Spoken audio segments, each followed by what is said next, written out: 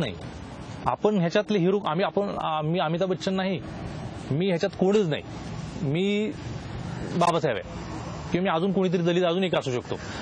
मग तेव्हा कळल्यावर मला तू स्वतःला बाबासाहेबांशी रिलेट केलंस. मग रिलेट केलं आणि मग मला वाटतं 12वीत बाबासाहेबांचा फोटो घरात लावला आणि त्यातले देवाचे फोटो होते फ्रेम, तर त्यातनं देवाच्या फ्रेममधनं फोटो बाहेर काढले आणि बाबासाहेबांचा फोटो लावून परत तीच फ्रेम घरात लावली.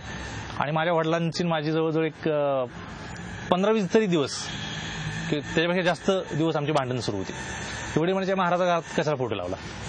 आणि अच्छा, वडिलांच्या दृष्टीने बाबासाहेब हे मारच हो. आणि म्हणून मी म्हणतो की जात ही जात नाही, मानसिकता आहे. आणि मी माझ्या वडिलांनाच भांडायला सुरुवात केली सुरुवातीला. पण लावू दिला त्यांनी फोटो आमचे महिनाभर.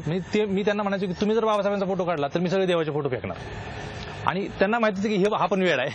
मी म्हणायचो मी तुमचाच पोरगा आहे, तुम्ही हात लावा बघा. आणि मग अधूनमधून पुस्तक घेऊन बसायचो की बाबासाहेबांनी नाना असं केलंय, त्यांच्यामुळे मग आम्हाला शाळेत फी माफ होते, त्यांच्यामुळे असं होतंय. आणि तुम्हाला जे आता माणसं तुम्ही आधी कसं खायचा, तुम्ही कसं जेवायचा, म्हणजे आम्हाला गाडग्यात द्यायची, मग आता का देत नाहीत, आता का तुम्हाला बसू देतात, तर हे बाबासाहेबांची कृपा आहे. मग त्यांना ते मग आहे रे बाबा, तसं नसतं. पण जात असते त्यांचं ते आपली नाही ना. आता तुला काही महाराज समजतं, महाराज घर वाटेल लोकांना, कोणाचं वाटेल ना. पण आमची अशी चर्चा व्हायची. आणि माझ्या वडील रागेट असले तरी खूप वेगळा माणूस होता. म्हणजे हळूहळू त्यांना ते खूप मनातून पटलं नव्हतं, पण त्यांना ते फेकण्या इतकं त्यांची तीव्रताही संपली होती. हे बाबासाहेबांचा फोटो काढ.